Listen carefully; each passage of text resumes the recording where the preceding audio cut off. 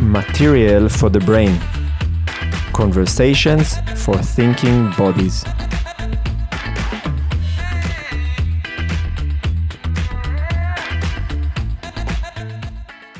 Hello and welcome to the 13th episode of Material for the Brain podcast. My guest for today's episode is Richard Sarco-thomas, a lifelong martial artist and a social worker working with youth and people with learning disabilities. Richard is a black belt in Aiki Jiu-Jitsu and Aikido, and in the last 15 years, beside martial arts, has been practicing, teaching, and organizing contact improvisations events and festivals. Richard was born in a small working-class town in the UK and grew up in quite rough and violent circumstances. His life story of building himself back up and becoming an example for his own students is quite an astonishing one. I met Richard 8 years ago, and during the following years, we deepened our friendship through the practice of contact improvisation and martial arts, as well as conversing and exchanging ideas. Richard always impressed me with his ability to stay honest to himself, even when his positions are lacking popularity and group conformity. His willingness to speak up his mind while facing adversity was a great inspiration for me personally, and is a much-needed quality nowadays as civil discourse is becoming more and more difficult to manage. I invited him to the podcast to express his thoughts on the current debates that are taking place within the contact improvisation community and to explore together the question of what is the appropriate place for politics within movement-related spaces. The conversation was far from being concluded, but I hope it can be used as a springboard for more people to engage and dive into the discussion. Hello, Richard. Welcome to my podcast. How are you, my friend? I'm good, thank you. How are you doing, man? Good. I'm very happy to see you. So far, I've been hosting many people that I haven't seen for a while, but we have been in quite close contact in the past recent months. Yeah. So I'm not going to ask, hey, what are you doing? Because I'm quite aware of it already. Yeah. In the house, not much work, trying to move. Yeah, like all of us. Yeah. And I wanted to, I invited you here because I think we are sharing the same concern about a certain phenomena that is taking place in the world of contact improvisation, and I really wanted to hear you out and understand why have you been vocal about it. But before we dive into that, and for the sake of including our audience in the episode, I wanted to start more with the past and ask you a few questions about your background, and mainly how did you start engaging in the world of martial art and also later in the world of contact improvisation. So what was what was your story that brought you into those worlds? Well, I suppose with the martial arts, it began quite early, and I was introduced to Shotokan karate. Just as kind of like a after-school club type thing, that you go to when you're a kid. I enjoyed that for several years. At some point, I kind of drifted away, and then that was going through a bit of a difficult period in my life, and I thought, hey, I really need something to kind of ground me. And I'd heard a lot about Aikido, being this kind of, I don't know, the way of peace, the sort of non-conflict, non-competitive martial art, and it kind of fit quite well with my with how I was and how I was feeling at that moment in my life. And so got into Aikido. Didn't know anyone there, didn't know anyone else that was going, just kind of like popped in, and I was just lucky to meet a really great teacher, and he inspired me a lot to get really stuck into it, and that became my practice for like decades to come. Yeah. Does that answer your question enough, or? A little bit, but I'm curious, like why? Because uh, I know some bits of your story, and yeah, I wonder how much you wanna go into that. But I'm curious to hear, like, why why did you have this need to find peace through fighting? Let's say, like, or why did that came to? Because there is a certain contradiction in it, and in a certain way Aikido propose a certain contradiction, like we are learning how to fight by trying not to fight. Yeah. So what was the personal thing that motivated you to go into that from, let's, I don't know, from other more confrontational style of martial arts? Yeah, well, I suppose I've been through quite a sort of chaotic and violent several years previous. I've been sort of homeless at one point, and gotten into sort of drugs and sort of running with sort of various, uh, I don't know, uh, like gangs and stuff like that. Um, and then at some point, I mean, this is going to be a long, because I mean, at some point, I ended up being introduced to LSD, and uh, I don't know. It's for me. LSD turned out to be not a drug in the traditional sense of the word, I suppose.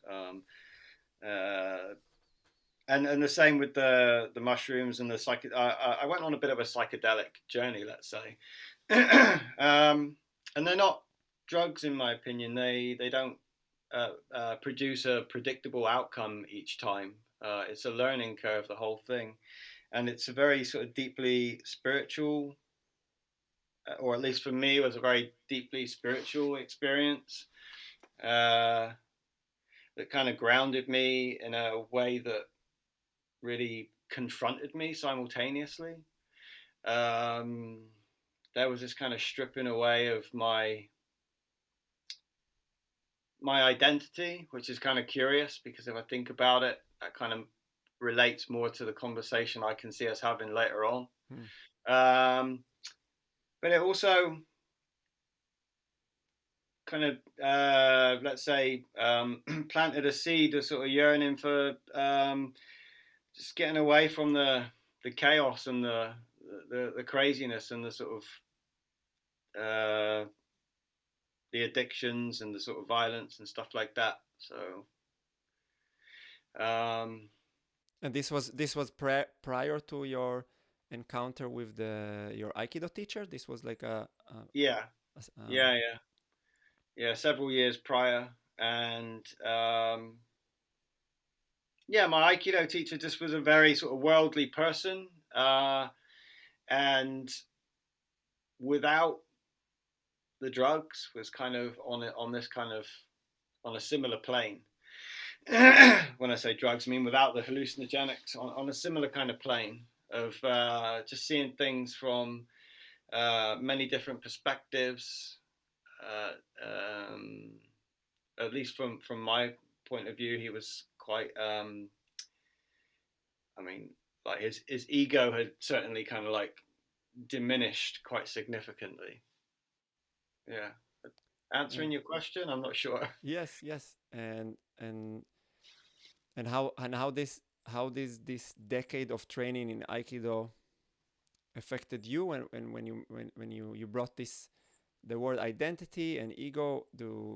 How did it affect you to go into that journey of moving away from this kind of unhealthy lifestyle, as you portrayed it, into that word? Because on one hand it sounds a little bit like, I don't want to sound offensive, but a little bit like a cliche, like you have a bad, like you're going through a rough period, and then you go into Aikido and the martial art of peace, and then you find your peace and everything is fine. But I'm sure it Yeah. wasn't that simple. And I'm curious, like, did you see, like, was did you would you associate it really to the practice of Aikido, or would you associate it to the type of teachers and the environment that you had, or was it both? Or What was it for you? So there's a lot in there, but straight off the bat, no, it wasn't that simple. I mean, of course, when you go to practice Aikido or any martial art, or even maybe even like different sports, to some extent, you come up against yourself and your limitations, and you also come up against the people that you practice with. So there's kind of politics of uh, um, relationships and like different people's personalities and all that kind of stuff. So there's a lot to sort of navigate. It wasn't, certainly wasn't this kind of like perfect world practicing Aikido. But to answer the second part of your question, I think that my teacher was hugely influential. You know, I felt very sort of devoted to him for a long time, but also the practice for me became kind of, I don't want to say like addictive, but sort of deeply interesting to me. And it was curious that I could almost tangibly become aware of uh, my limitations, but at the same time, I was unable to uh, transcend them when I wanted to. And my teacher would like he would talk about this phenomena from time to time. That he would say, you know, like you, the thing is to just keep practicing, and the progression will happen when it happens. But like if you focus on it, then you know it's gonna maybe even slow you down in a certain um, in the most important ways. Hmm. Yeah, I can relate to that. It's it's a different way of approaching practice. And by the way, when did you start teaching Aikido yourself? um,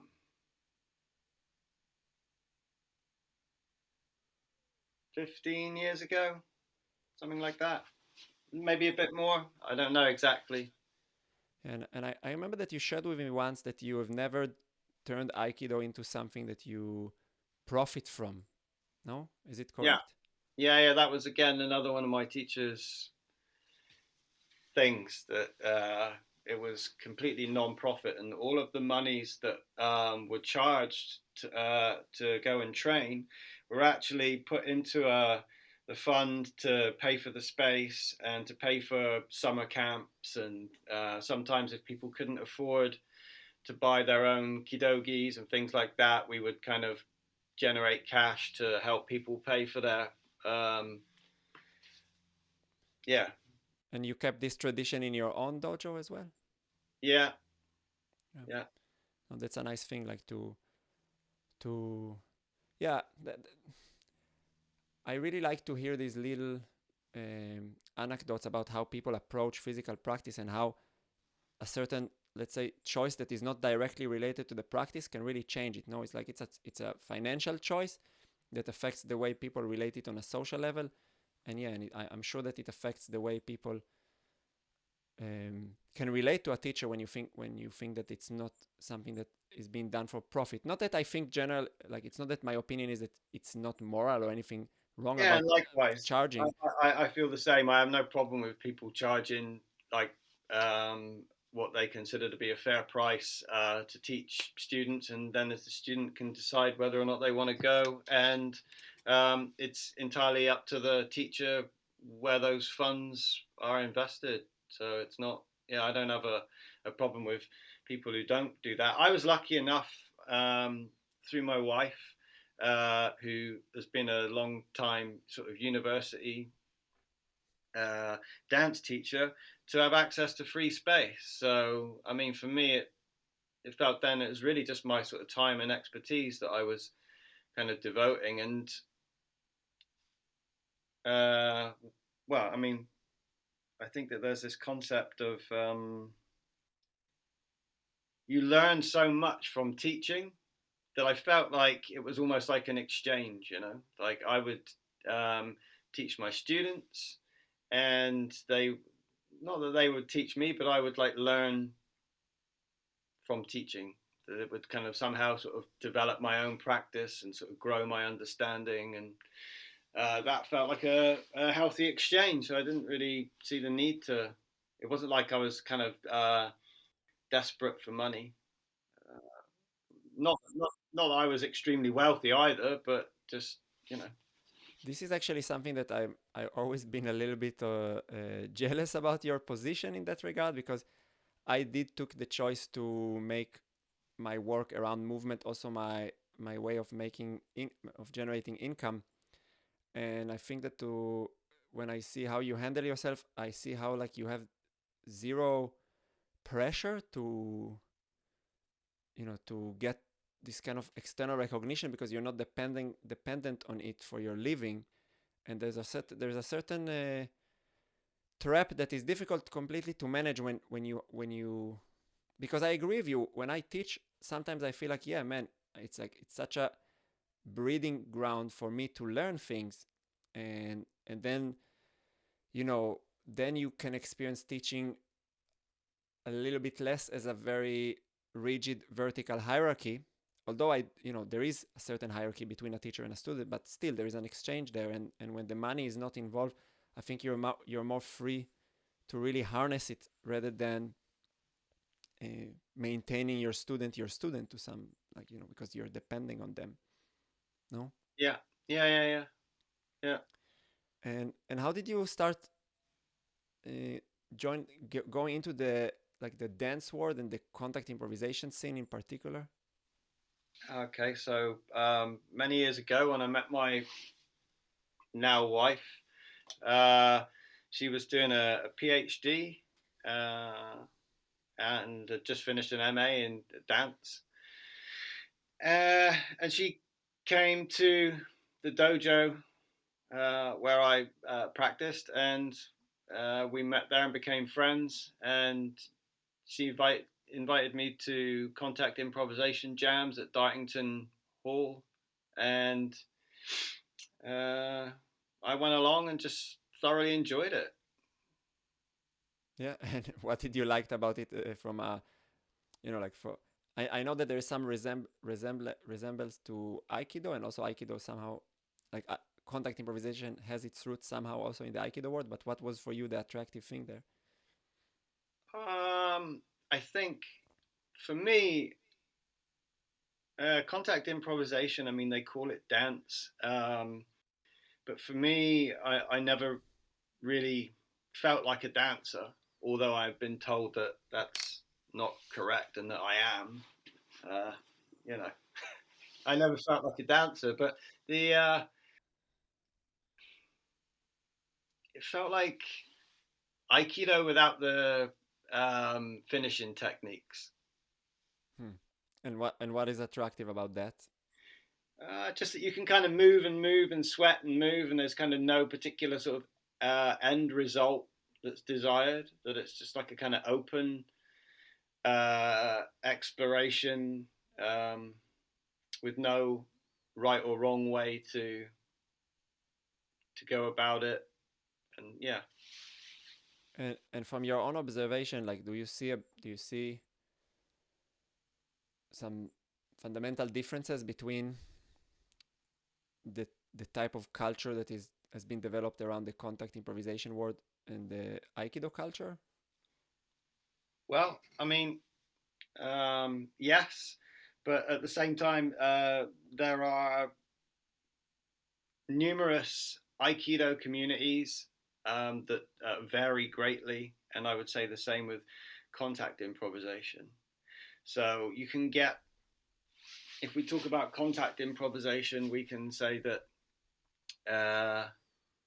there are communities that are really focused on the practice of contact improvisation. There are communities that are kind of quite academically grounded. There are communities that are more, let's say, community based, and in the whole kind of festival thing. And with Aikido, I mean, to make it very sort of like blunt, there are kind of, they say you have like the hard Aikido and the soft Aikido. And two good examples of that would be Iwama style Aikido, which would be the hard Aikido.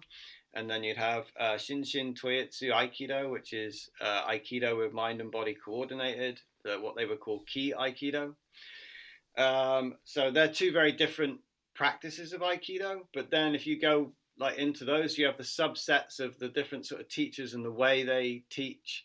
And those separate communities can be super different. I've been to Aikido communities which are kind of, they've all got like dreadlocks and tie dye. I even saw one guy in a sort of tie dye kidogi. What is a tie-dye kidogi? Sorry. So it's like a kind, like when they do all this with like shirts and then they put the dye on, and then when they when the whole thing's finished, you have these kind of like psychedelic patterns on the shirt. Ah, okay. Okay. Yeah, I saw a guy that had done that to his kidogi. Okay, so I mean, it never would have floated in our dojo, but there it was okay. So, but the difference in Aikido and contact improvisation, for me, Aikido is very grounded in a lineage and a tradition, and there are totally right ways and wrong ways of doing things, and different schools of thought can contradict each other, but if you go to one school, then they have a particular way of doing things, whereas with the contact improvisation, I feel like there is a technical element to it, but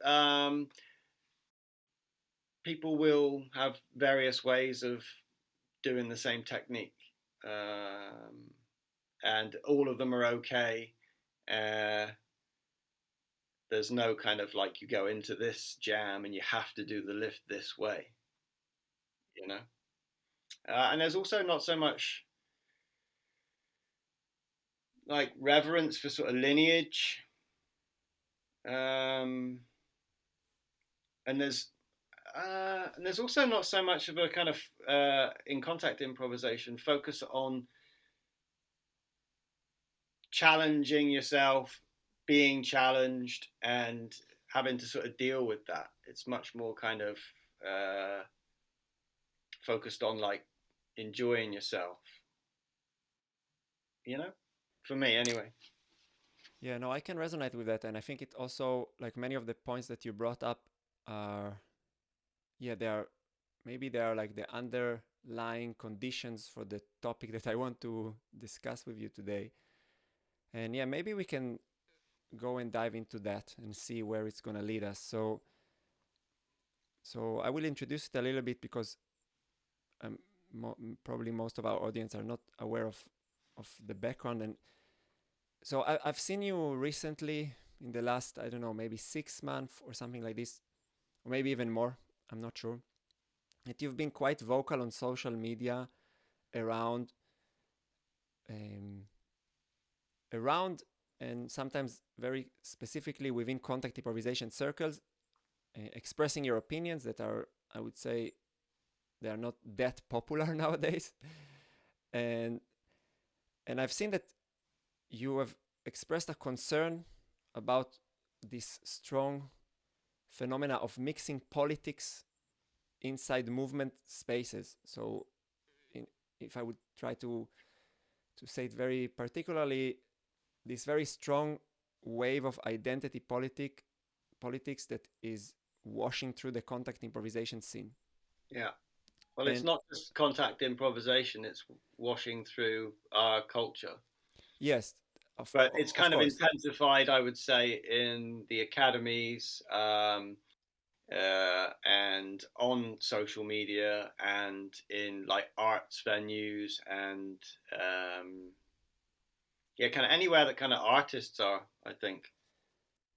Yes, and that's correct, from how I see it. And what I was particularly interested to understand with you is, why do you object it entering the space of contact improvisation? And maybe it's related to the fact that maybe you object that line of thinking altogether, but I'm curious to hear or to have it as a starting point, why is the resistance to enable it to enter a space that is a physical space, a space where we are practicing through the body? Why did you express this concern and kind of resisted this mixture between contact improvisation and politics?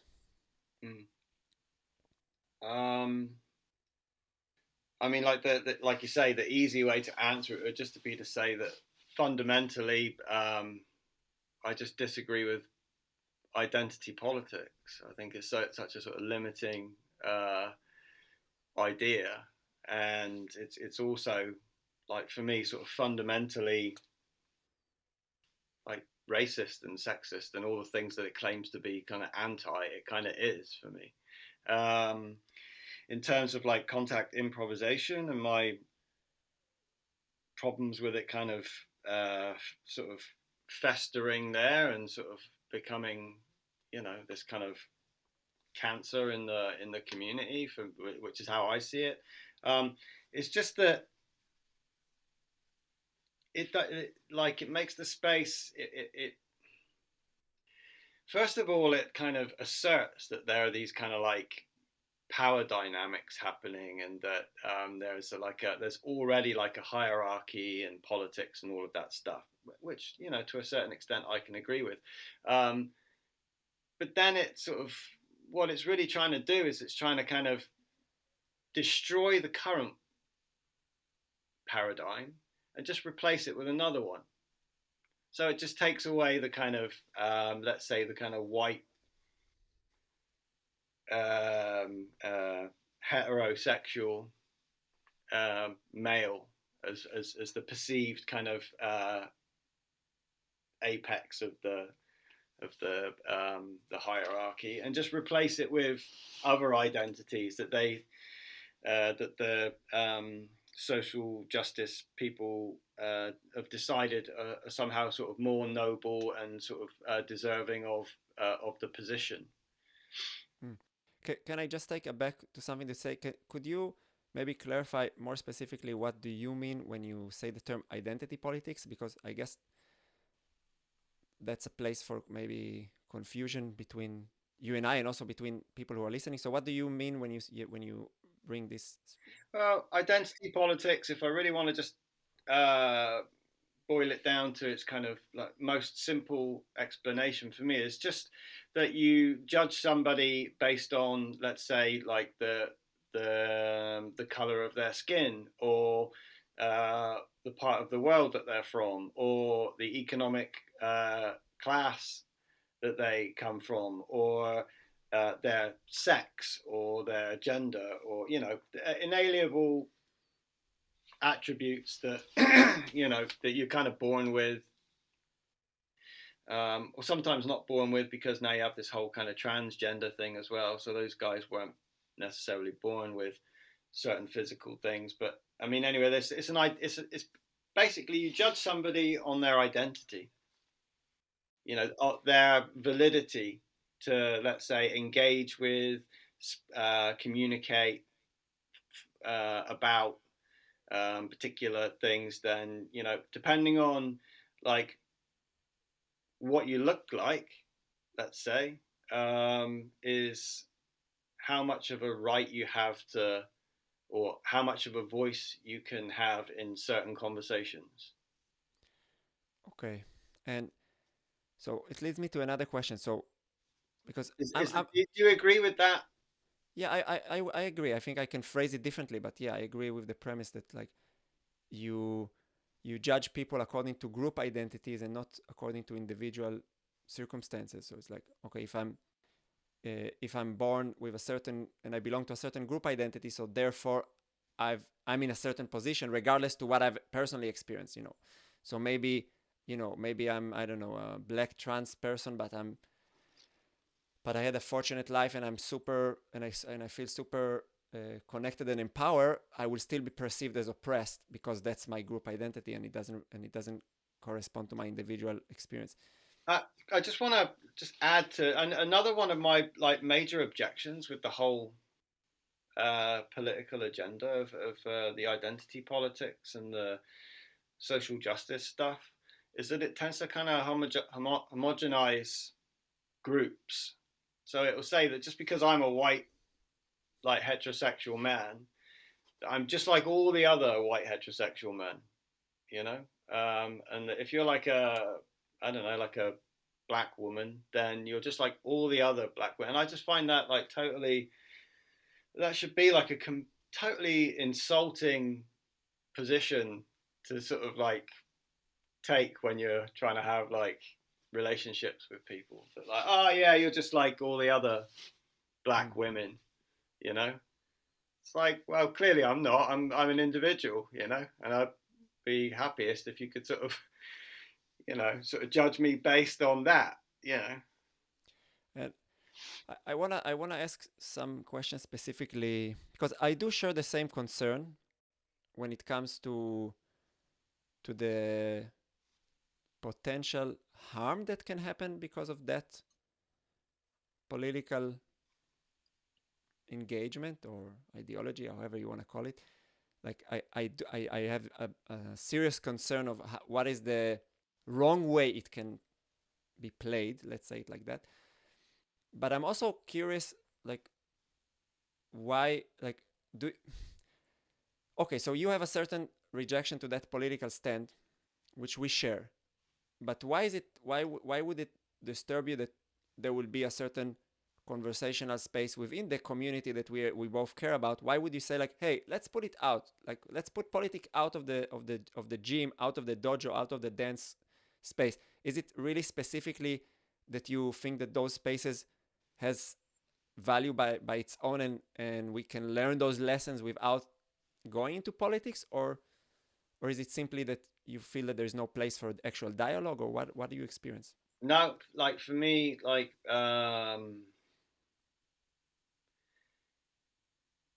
you know, when I used to practice, when I used to study under my old Aikido teacher, he said, leave your politics off the mat, which just means that whilst you're practicing, you know, everyone is just the same. There's, you know, obviously you have different grades and whatnot, and that's the reason why you wear a different color belt, let's say in Aikido, or some people wear a hakama and other people don't. It's just so there's like a visual uh, representation of that person's ability level. So if I'm like a third dan black belt and I'm practicing with a yellow belt, I know roughly where they're at, so I can kind of sort of like temper my key towards that person, so that we have like a practice that we can both learn. You know, you know, I don't just kind of like hammer them like everybody else. But off the mat, in the like changing room, or you know, down the pub afterwards where they would go sometimes, you know, like you could talk about any politics you wanted. And like for me, I feel the same way in contact improvisation. It's not that I care two hoots if someone, you know, has a political perspective that sort of leans towards identity politics and all the rest of it. That's absolutely fine. Like politics, you know, the word, you know, you sort of break that down into its essential what it means, and it just means many ethics. So, like, and I can agree with that. I'm happy to have all manner of like belief systems and identities and all the rest of it, like in the space, and that's all fine and dandy. It's just when they start to like narrow the perspective, and like anyone that doesn't agree is somehow sort of already starting to be kind of like passive aggressively kind of like ejected from the space, or kind of or at least brought down a peg or two. Did you experience it personally? Because you know, it's like I can imagine somebody who's hearing is like, okay, what is this perspective? Why? How do you see the mechanism of that phenomena of, okay, if you don't agree, you slowly gonna be vilified, or like how does it happen, or did it play actual role in your life? Well, for me personally, I mean, like I've experienced people. Where I experience it personally is that I experience people bringing that into the space, those politics, vocalizing it to the group, as if it's somehow like fact and accepted, and that this is the only way that we're going to kind of move forward here in this group, as if certain modalities are accepted and other ones are kind of like pushed out and demonized. And I'm the one kind of oftentimes the only one in a group of people that will say, "Hey, I don't agree with that. I'd like to have a conversation with you about it." Oftentimes, I might not even say I don't agree with it. I might just ask questions. But again, oftentimes that's seen as wrong as well. That you're not even supposed to question these things. Yeah, I also had some similar experiences, and I want to ask you, like, maybe about your perspective, because if I think about what is the special with entering a movement space, is for me that movement offers some universality. So as you said, what your teacher said, like when we enter the room, we are all equal. So I don't think that we are all equal, and as you said, like there is certain different levels, but there are certain parameters that are gonna affect us very similarly. Like we all share this spectrum of human anatomy, that like we can all bend our knees in certain direction. We are all bound to the same physical rules. So I think that there's already like a certain starting point that is universal, that enables us to see our similarities. And for me, that is important when there is politics involved, because I think like if there is no recognition, if we are losing the ability to recognize our similarities and where we agree, it's very, very hard to enter into a conversation. No, what do you think? Yeah, I can agree with that. For me, there's also when if we go back to my comment or yeah, what I said about we're all equal. It's not that we're kind of all equal in terms of like ability or strength or on these kind of physical attributes necessarily, but we are all, or at least the way I see it in the Aikido dojo, we all have equal rights, to the same kind of level of respect and um, uh, considerations and yeah, whatever I can do, somebody else can also is able to do. But how do you solve then?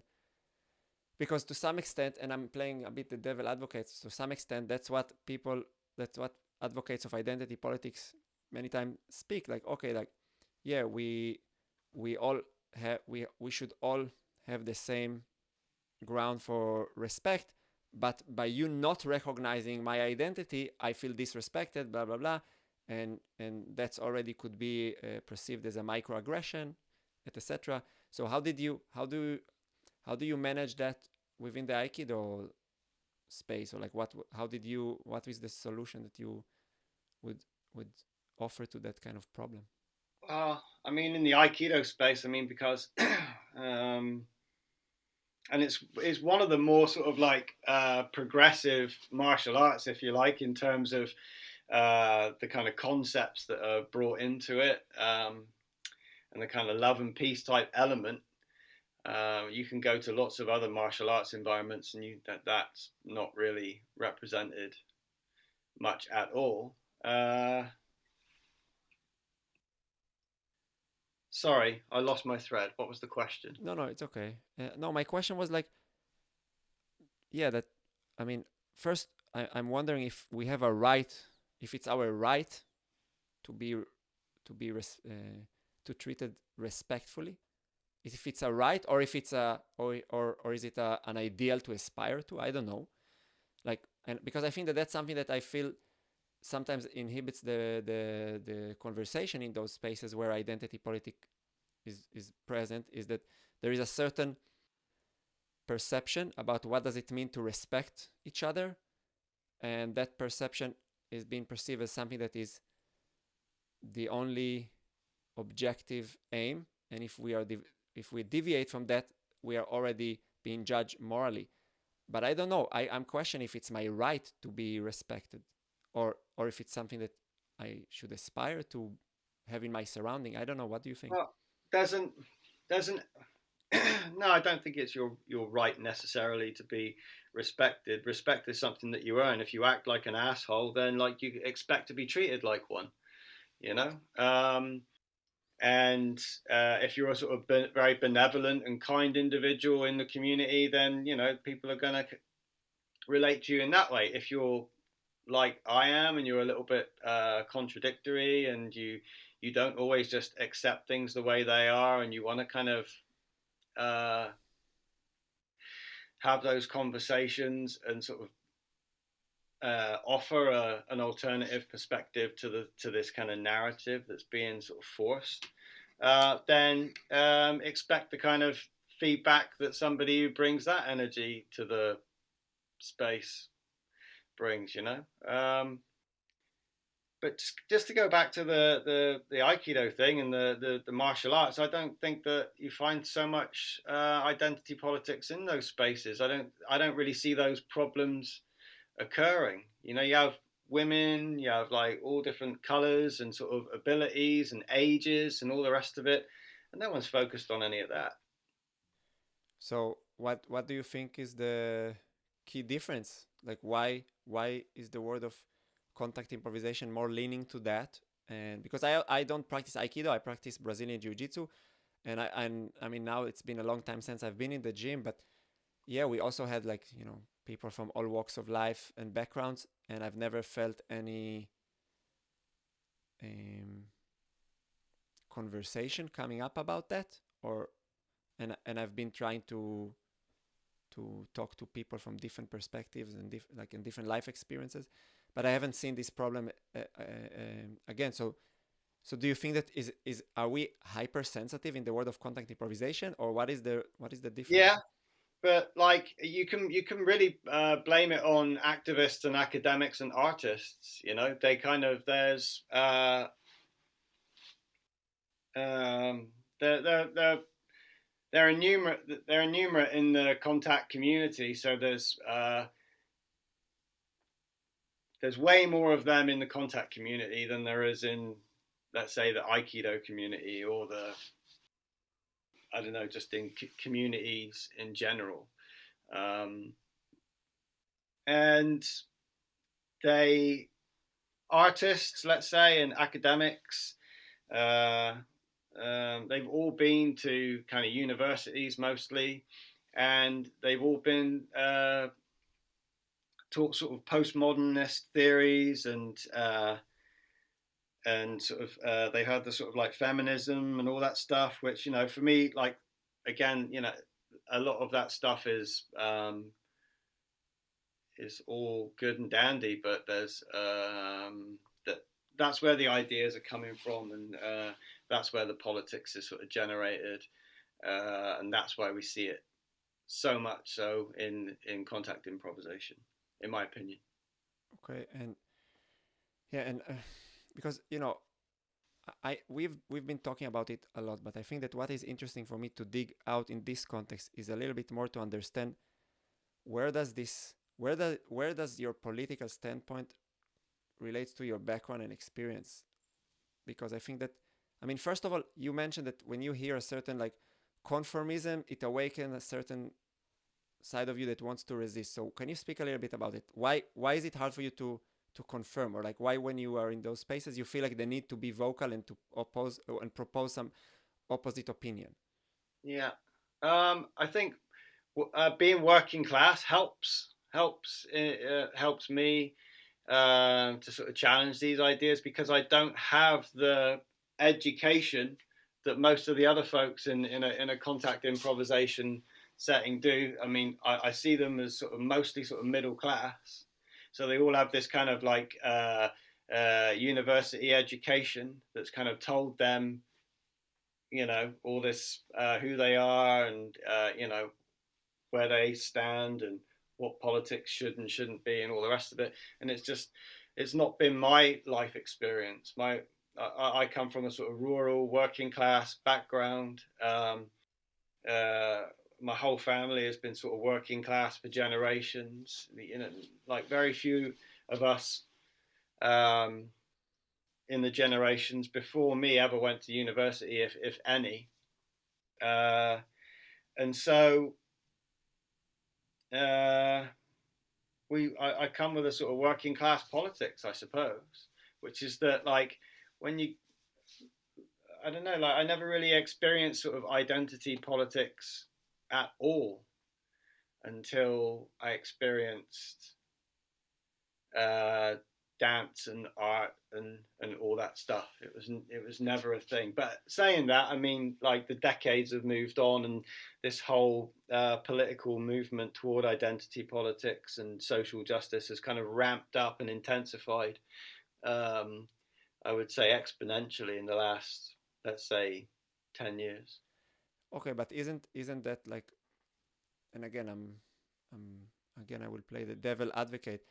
Isn't that background by itself to some extent justify those claims? Like you say, you haven't experienced it, but the whole premises of identity politics is that you will only experience it if you're coming from certain identities.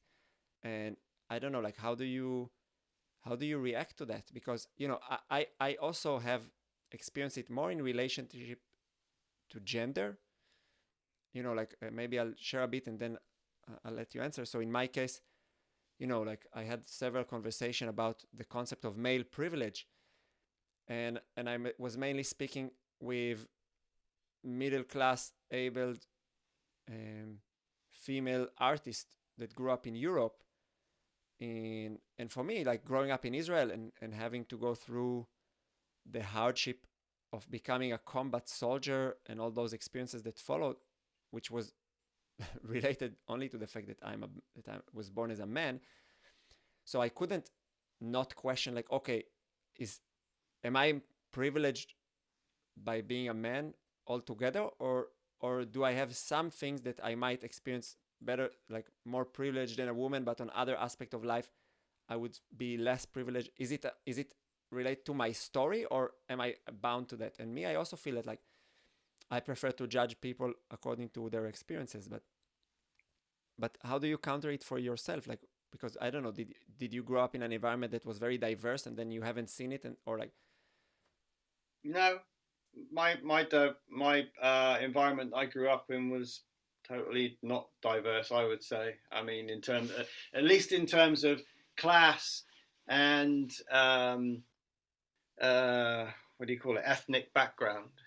Because it's a sort of rural community in the southwest of England, most people are kind of white working class, um, with the exception of some sort of, let's say, kind of Asian families. Um, that was the sort of demographic. But I mean, like there were kind of men and women, and like gay people and lesbians, and so I mean, like diverse in other ways. You had like rich folks as well that we would sort of like come across in various kind of social settings and one thing and another. So I mean, there was some element of diversity there, but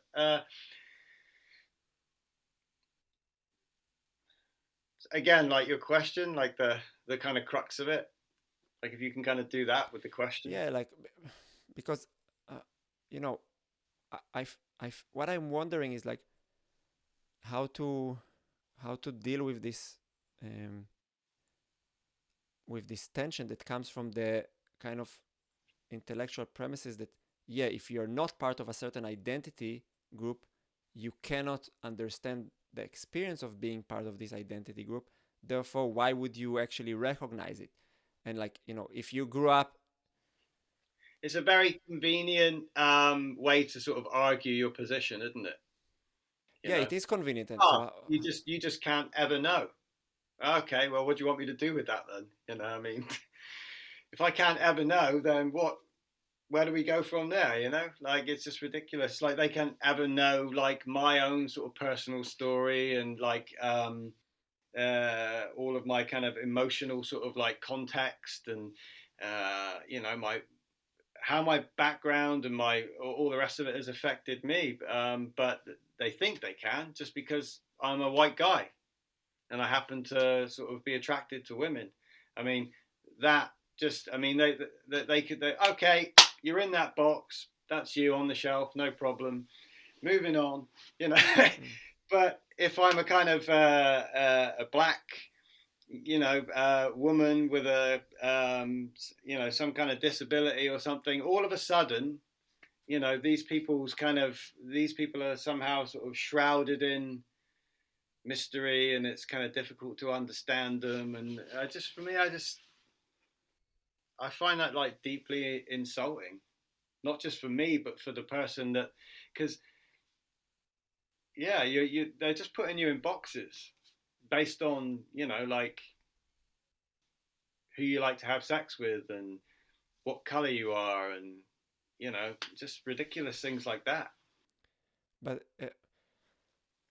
I mean, I think part of living is like, and I think that that's very human. Maybe we can argue about that, but I think that we tend to categorize things in order to be able to understand the world, because the world is just too complex to experience, like just generally.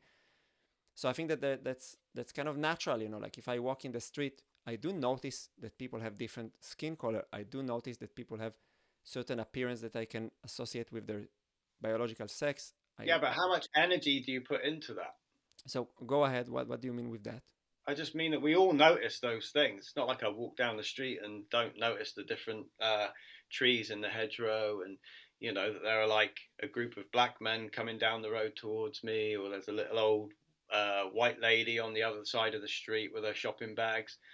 But like, how much energy do I put into those like differences? Yeah, I clock it. I see that it's there, and you know, and I go about my business. I don't sort of dwell too much on those specific kind of differences in identity or And what enables you to do that?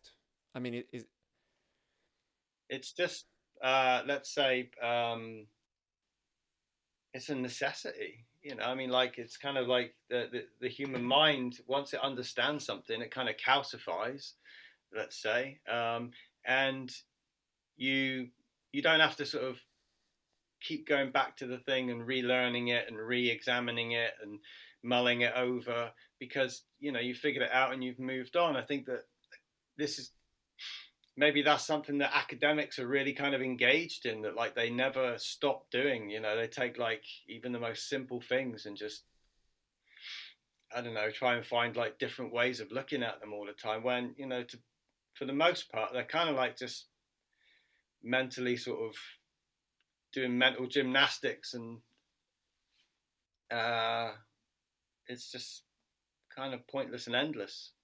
You know, for most of us, we don't have uh, the luxury and the time and the energy to just carry on and on and on with these things. Once I've learned, you know, certain things about life, I can kind of like tick them off, and you know, until such times as something like really like comes back and sort of like challenges what I think I've already learned, then I just carry on, right? hmm. Yeah, and yeah, I definitely agree that like being able to ponder about things, to and deconstruct those mental concept is already indicate that you have the time to do that. Because yeah, if you are in a working class and you are more dealing with, let's say, like providing, you, I guess you have less this ability. But another thing that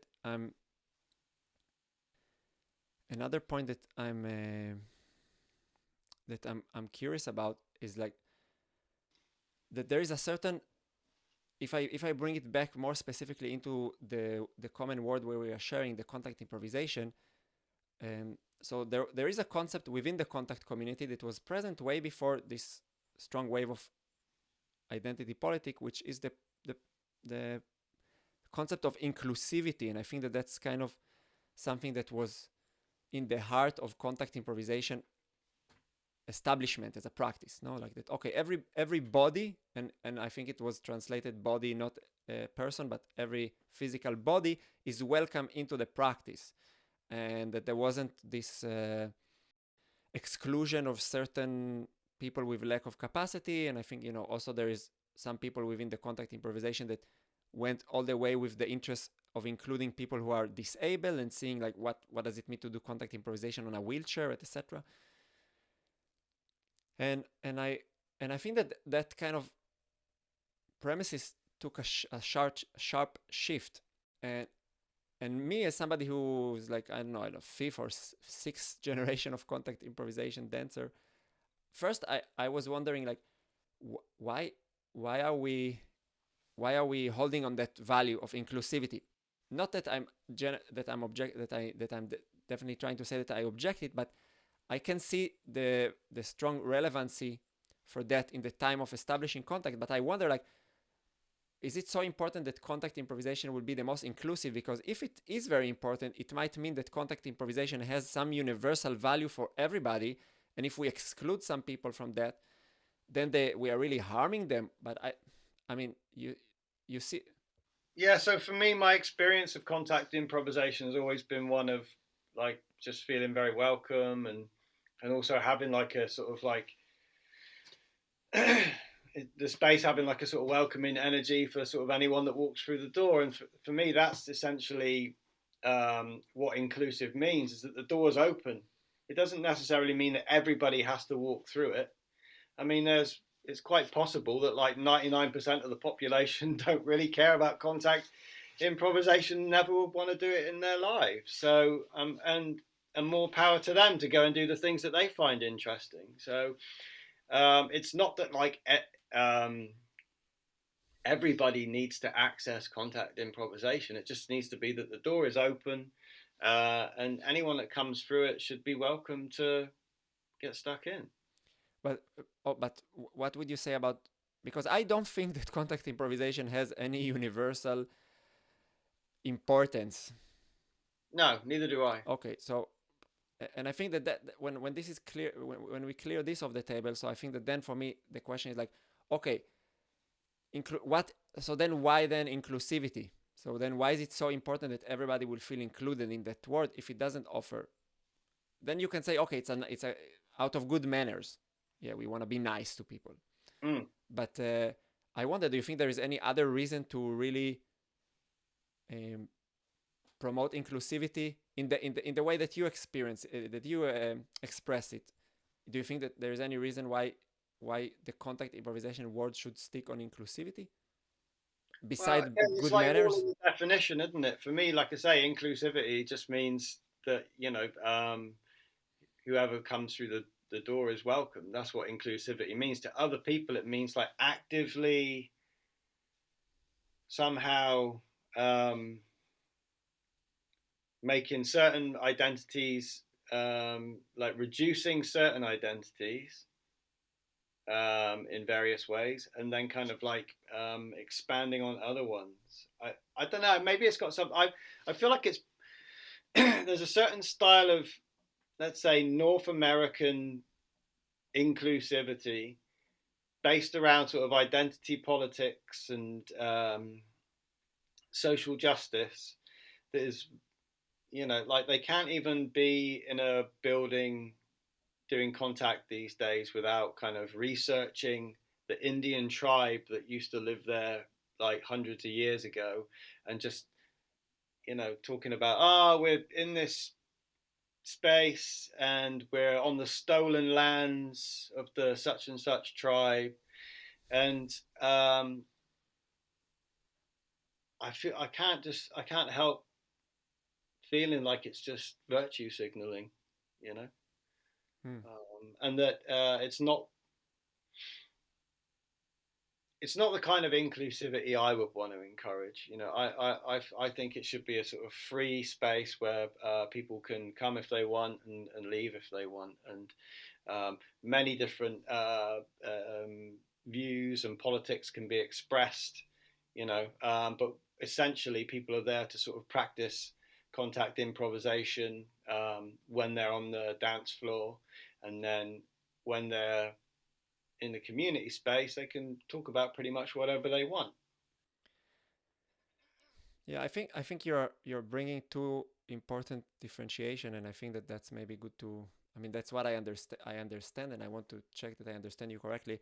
Is that you are differentiating between inclusivity that aims to promote or to enable people entering the door, but not forcing them, versus an inclusivity that constantly wants to examine, attract, and evaluate what type of identities are in the room. And yeah, and I've experienced it also on, like, in some conversation, to on the level of, like, even quantifying it. I don't know. I was exchanging on social media with some guy that, yeah, maybe I wasn't the most polite, I would say, in the way I expressed myself there, but that was kind of asking the question about, like, why there are so few black people in the contact improvisation.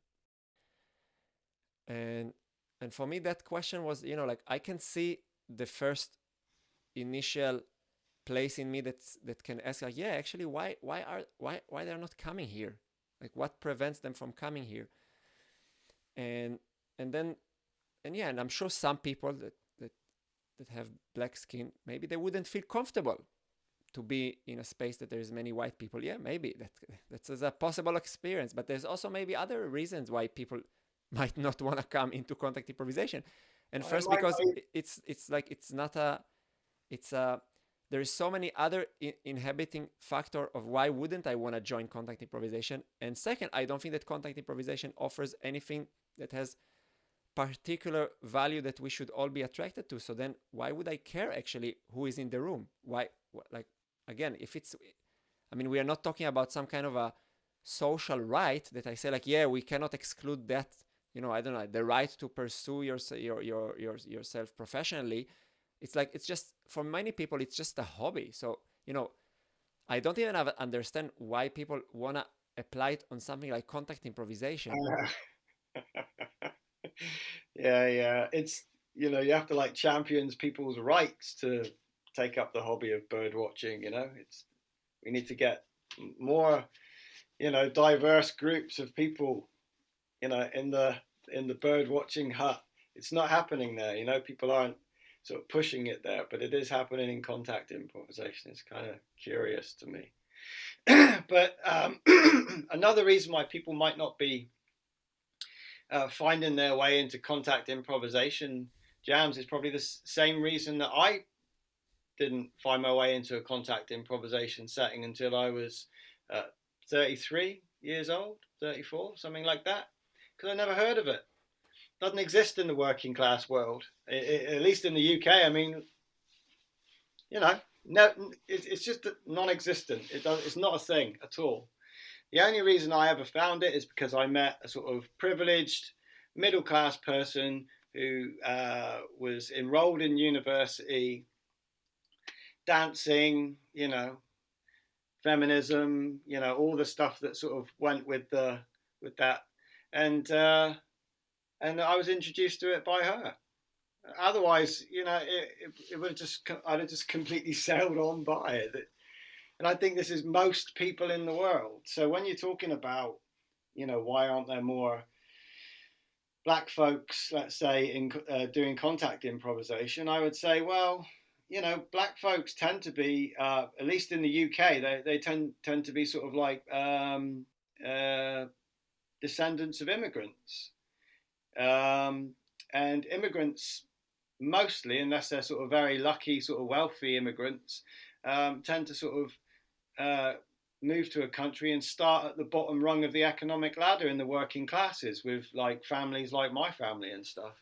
So they're maybe it's not their color, maybe it's just the fact that they're working class, and working class people aren't uh, privy to these things going on, so they just don't know about them, so they do other stuff instead, and they're quite happy as well. I mean, lots of my mates um, from my sort of working class background, they just choose to sort of like gently ignore the fact that I do the things I do, as a kind of like kindness to me, because it's much more acceptable to play rugby and football and be a fisherman, or be into, like, let's say, sort of more normal accepted sort of activities.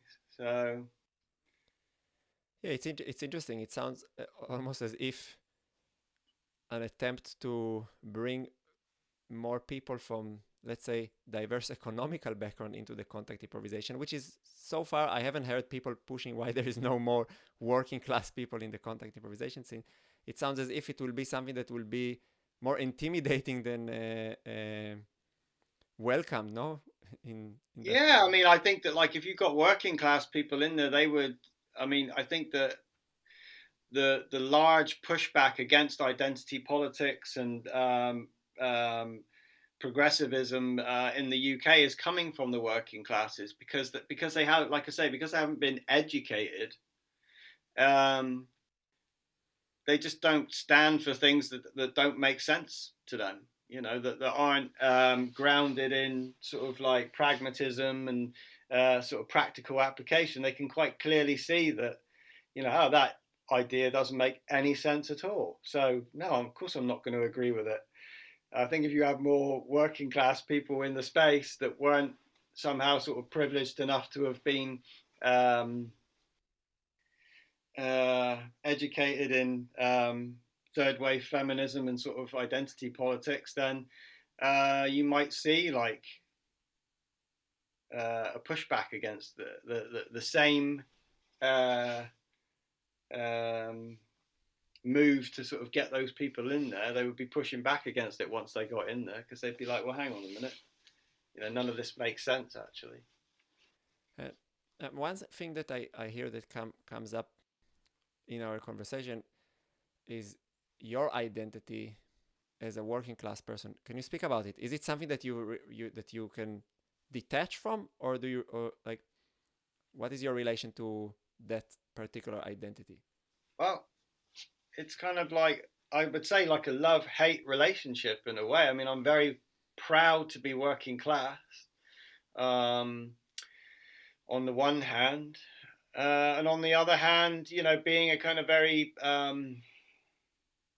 contrary person that sort of questions things, and all the rest of it. I see a lot of a lot of stuff about working class um, ways of being in the world that um, I don't line up with very very neatly. But I suppose in a sense you could argue that I'm not necessarily working class anymore, because I married a middle class woman, and because of the various things that I'm kind of interested in now. Um, they are more, like Aikido. I feel like is almost like a more middle class martial art. I'm really quite deeply into sort of growing bonsai trees and stuff like that. I mean, you just don't. Saying that, actually, the local bonsai club has got all walks of life. There are quite a few working class blokes in there, but no, it's definitely love hate. Like, I don't like the kind of like crazy amounts of alcohol that are consumed. It upsets me to see a lot of working class people eating such kind of like denatured, like processed foods, and that they don't have the kind of connection to sort of alternatives to, let's say, allopathic medicine, and uh, mainstream media. Uh, like, they play too much video games and stuff like that.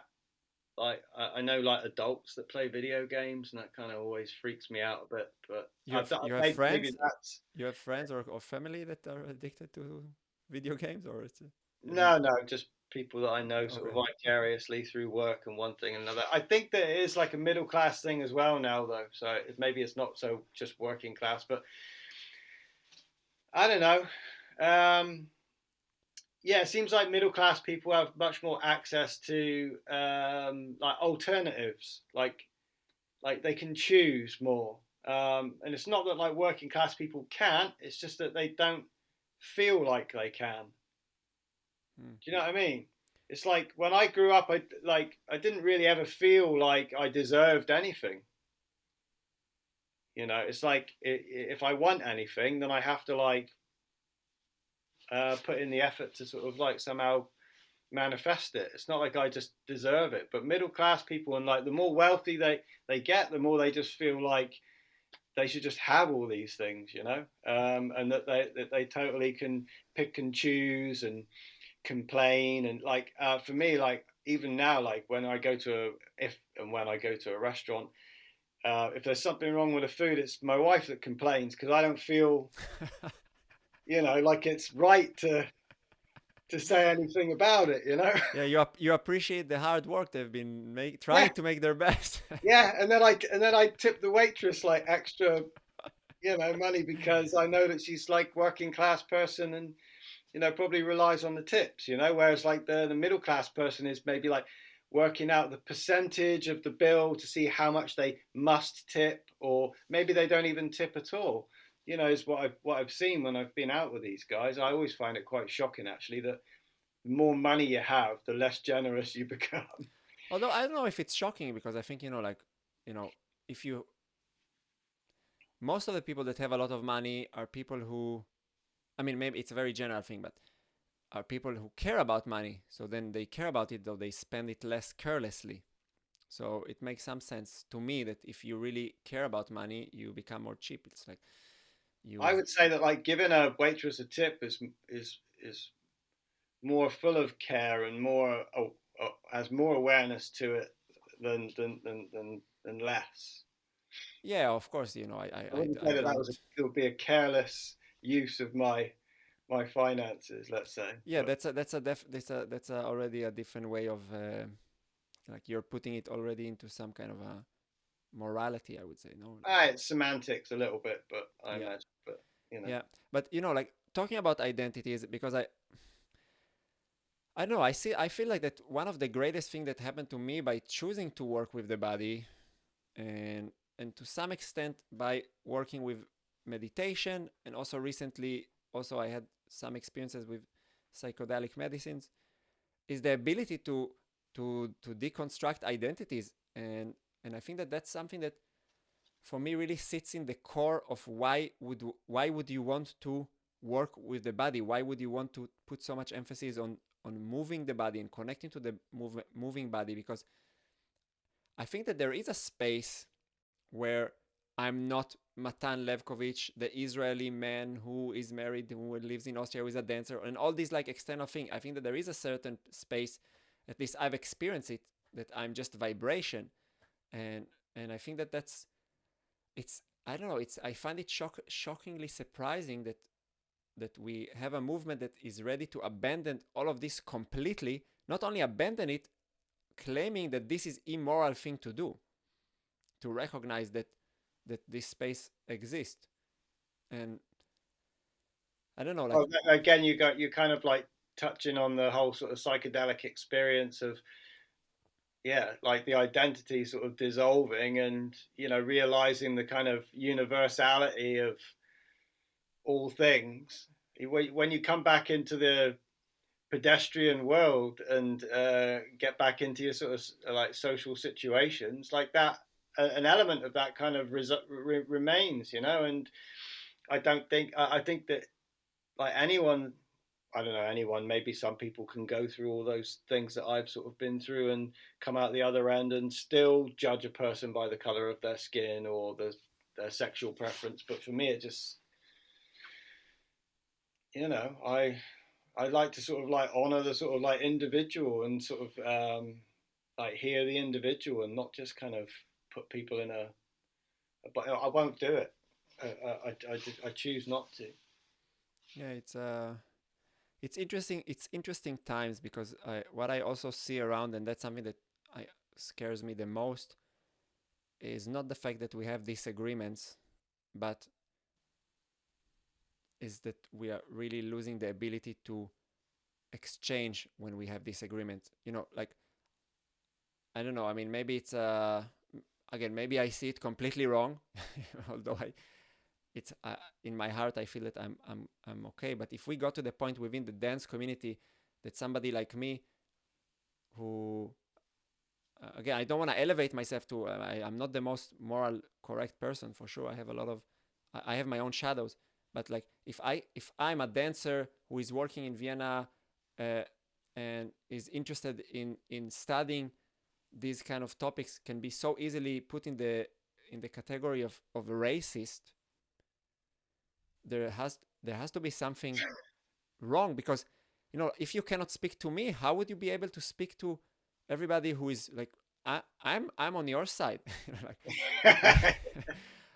and I don't know, you also brought this thing about like this entitlement that I feel like maybe that's I don't know, when I hear this, because this is for me somehow a new thing to receive from you, even though we spoke about these things very often, that maybe that sits in the core of your resistance, because you don't feel that you're entitled for anything. You feel like, yeah, if I want something, I need to work hard for it.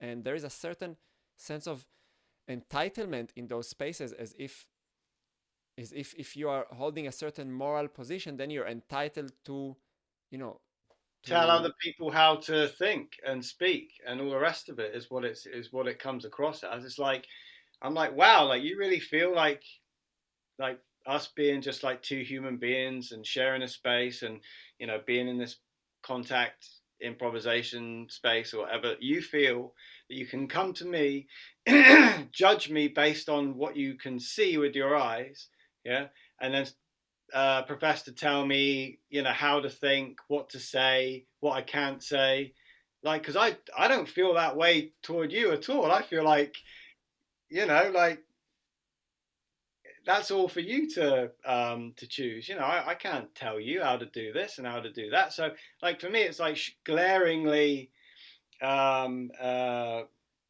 oppositional to like my own perspective of like my relationship with other people. I don't feel like I can just rock up in a situation and start telling people how to think and what to say and who can stay and who has to go and who's up here and who's down there. I'm like, not at all. you know what I tend to do is just sort of sit there and sort of like mind my own business until someone else starts doing that, and then I feel I have that sort of trigger of like, yeah, when I was a kid at school and I was always the small kid, and I came from a sort of maybe a bit of a sort of poorer family than most families, and a one parent. My mum was a single parent, so like kids can sniff that out, man, and they would just like bully me. And I feel a little bit like that same energy coming from the social justice people. Is it's just that they feel entitled to just bully me, to sort of lay their stuff on me forcibly, like shut you down, make you silent, with all the sort of tricks of the the sort of leftist Marxist sort of theoretical tricks they use to sort of make you feel like you don't know what you're talking about or who you are, or anything else. And no, I won't put up with it. Yeah, and it's also, there is another point that maybe we can also go shortly through, is that one thing that I find very different, again, if I bring it back to this difference between martial art, in your case Aikido, in my case Brazilian Jiu-Jitsu, and the world of contact improvisation, I think is this very clear recognition of existing hierarchies. And mainly in the world of martial art is the hierarchy of competence within the martial art that is being represented with belt system, no? Yeah, but that's purely for safety reasons. It's not like, oh, look at me, I'm better than you. It's like, this here means that like I'm not as good as you, so please, if you practice with me, don't treat me Yeah, like I'm really good. Yeah, I mean, I don't know the whole historical development of the belt system to say if, but I would say that that's the nice way of using the belt system. For sure, some people, also want to be at the badass black belt that smashes the other people in the room. Yeah, I think everybody does until they reach black belt, and then they realize that was all just kind of ridiculous. But yeah, that's in an optimistic word. I wouldn't vouch for that everybody who goes through that path will end up in that position, because otherwise, I would just, then we could argue that martial art is the solution, but I don't think it's the solution as well. But yeah, I go with you that that's the appropriate way of using the belt system. So like, yeah, we recognize that there is different of levels, and because we have different of levels, we should have different expectation and way of engaging. And I think that one of the problematic things that I've seen in the world of contact improvisation, and somehow identity politics emphasize it, is that there is a certain shyness, or like we shy away from recognizing that there are different levels of understanding the practice. I'm not advocating that we need to have a belt system in contact improvisation, but I think that by doing that, and I think that many times the reason why we want to do that is because we want to be inclusive. We want to say like, hey, it doesn't matter if you're good or not good, you're welcome to practice. And also we want to say like, look, contact improvisation have very different shades, and one of them could be a technical pursuit that you really want to understand the practice through technique, but others could be through poetry, whatever, I don't know, like many other reasons. Poetry? How does that work?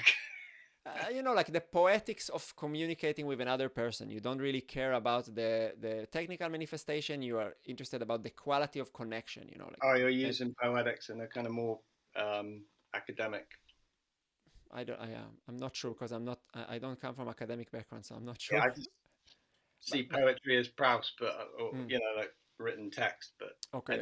Anyway, yeah, and I think that what happens a little bit with that is that the whole notion of competence in contact is being pushed aside, and one thing that I've smelled, or like that I have a little bit of intuition, and that's already a little bit of maybe accusative, so I'll be careful with how I phrase it, but that I've seen that certain type of people who are really pushing hard those politics are not people that were recognized as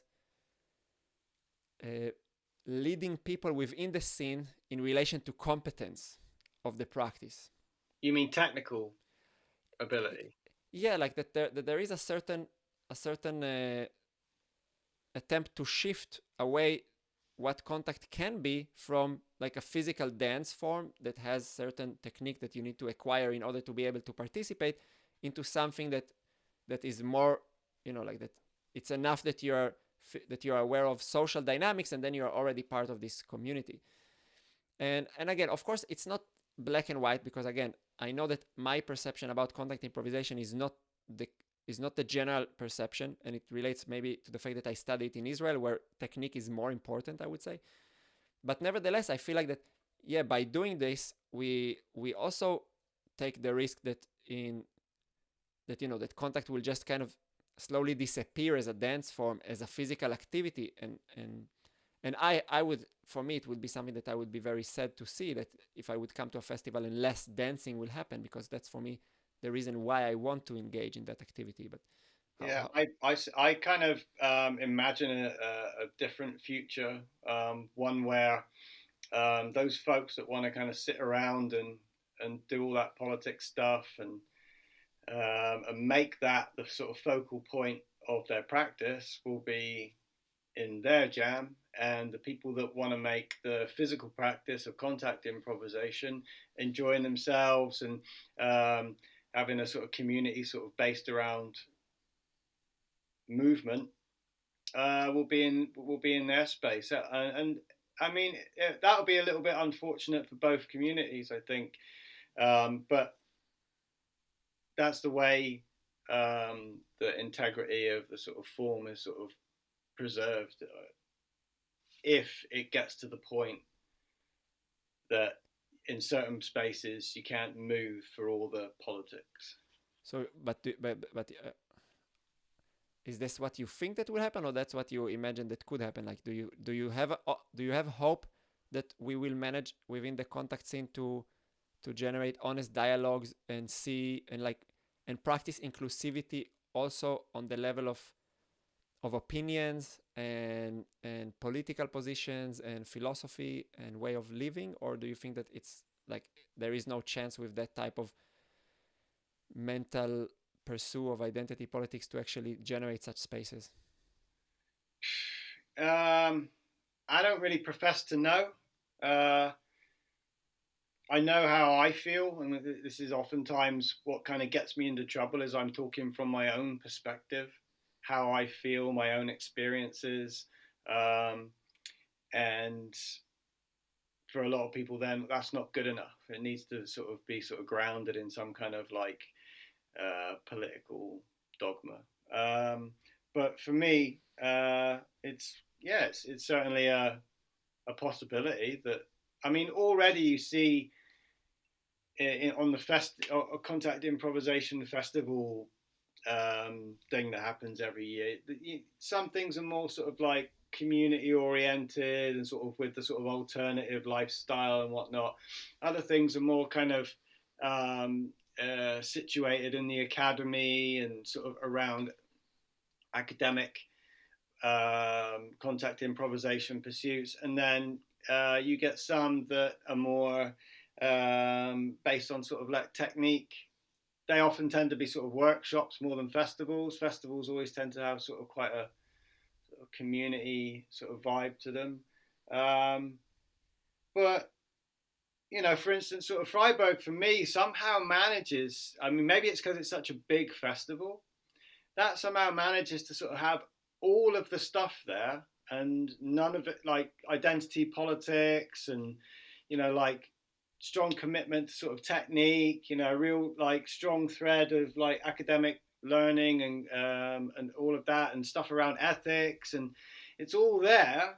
You have like the hippies, where they're sort of like singing circles and all the rest of it, and somehow everyone manages to sort of like go there and enjoy themselves, and they either sort of like mix to a certain degree or the little groups kind of like coagulate in various places. But yeah, so it kind of is possible, but maybe not. Well, as the numbers of participants like become smaller, maybe like the it's not quite so doable to sort of please everybody all of the time. Yeah, no, I also agree that the Contact Festival in Freiburg is a good example for pluralism or like different shades of expression of what contact and dance can be, and yeah, I really hope that yeah, it's gonna that we as a community will manage to maintain a open and honest dialogue about these tensions. And I don't know if you would be interested, but I think that like one thing that I could imagine doing in the future is opening this platform of my podcast instead of just for the two of us, but to bring people that maybe also think differently and to dive into this topic again with more conflicting starting points. Yeah, great. And yeah, maybe that would be something that would be also important to just present that is possible, because I don't know, like I've seen so many people get, including myself, I'm not gonna say that I'm playing it differently, but that become so quickly furious about opinions of other people that yeah. I'm not I'm not at all furious that somebody holds an opinion or follows a particular political ideology. What I stand up against, and I'm not angry. I'm quite sort of together when I'm sort of confronting these things. I just stand up against people trying to like lay that on me, or if I'm, as I was in sort of Poland this summer, and there was a kind of there was a woman giving a workshop around all this kind of like identity politics and whatnot, and I was invited to the workshop, to the presentation, whatever it was, lecture, let's say, and I was also invited to ask questions as a participant. So that's exactly what I did. most of the reason why I spoke up, I wouldn't normally speak up in those situations, but I looked around the room and there were a lot of very sort of young, inexperienced like faces in the room. And I thought, my God, like if this is like the only perspective they're hearing, and like all of the so-called, teachers and whatnot, it just in their silence seemed sort of complicit, or at least in agreement. Then then that's like a terrible thing. Like somebody needs to. So I started to sort of listen and like write things down and then ask questions and um, just to kind of like open things up and show that there's like that you're allowed. You're allowed to question these things. B, a lot of these things don't stand up to scrutiny. Um, and C, like when you do challenge these perspectives in people, a lot of the time you're just called names and then silenced, under the guise of like, oh no, we have to move on now. The group needs to, you're taking up too much space, kind of thing. And it's like, I kind of trusted that the group that are kind of aware and intelligent enough to perceive what was going on and to just to see that there's like that you don't have to just be silent and let these people like tell you what to think and what you can and can't do and what's correct to say and what's incorrect to say and who's most important and who's the least important. It just, for me, like I'm not angry. Like, have those views, have those beliefs, no problem. Just don't lay it on everybody else. I have my own views and beliefs. I don't like run into the jam space and start like laying it on everybody. Yeah. Yeah, I think we tend to agree on many of these things, and yeah, and I think we are far from having a resolution on that. I mean, maybe we too could come to a quick resolution, although there is still some aspect of this conversation that I think that could be addressed further. But yeah, it's complicated. And yeah, Richard, I mean, we've been talking already for about an hour and a half, and normally I offer people the space also to share a little bit about their activities, and but I know that most of the time you're less interested in that. But correct me if I'm wrong. Is there anything that you would like to share about things that you're doing, or at the moment, with the COVID restriction, I know that you're not teaching so much or anything? No. Yeah, all of the teaching is kind of pretty much got a wet blanket over it at the moment. I'm in the garden. I'm working with young people in challenging situations in my sort of daily. That's what I do. That's my job. That's why I don't have to rely on movement and stuff to pay my bills. But you can catch me at the next good contact festival somewhere, I suppose, if you want to. Yeah, and I mean, we had this as a joke, but I think that when the whole COVID restriction will be lifted gradually and fastly, I hope, so that we might curate together a contact festival that is purely focused on the physical practice, and that would be something to share and invite people to meet Yeah, you. that wasn't a joke for me, man. I'm absolutely serious about that. I think that, I mean, Malika and I organised something like that for many years, out of sort of Dartington and Falmouth and then Malta, before coming here. And I think that there's absolutely a desire for that in the community, for where people can just go and be whoever they want to be, but like essentially attend a festival to practice contact improvisation. Yeah. Why call it a contact improvisation festival if that's not the sort of main focus of the of the event? Yeah. Yeah, so I would say that we can finish on that note, and I'm definitely encouraging everybody who had been listening to us to share their opinions, and I think maybe I would link to your social media account if people want to reach you personally and share maybe their thoughts. And definitely I will aim to cultivate another space where this conversation can continue, maybe with a bit of a larger amount of participation and voices. And I think certainly people can comment on the YouTube if you put it onto YouTube, right? Yeah, sure. It will be on YouTube and on other social medias. And okay. Yeah, so thank you, Richard. It's been a pleasure, and Sure. we will definitely keep it going between us. And yeah, until the next time, my friend. Take care, man. If you want to see more precious and insightful moments, make sure to check our short clips playlist. To see longer interviews, check out the full episode playlist just below it. And to be notified for all future videos, click the subscribe button and don't forget to hit the notification bell. See you on the next episode.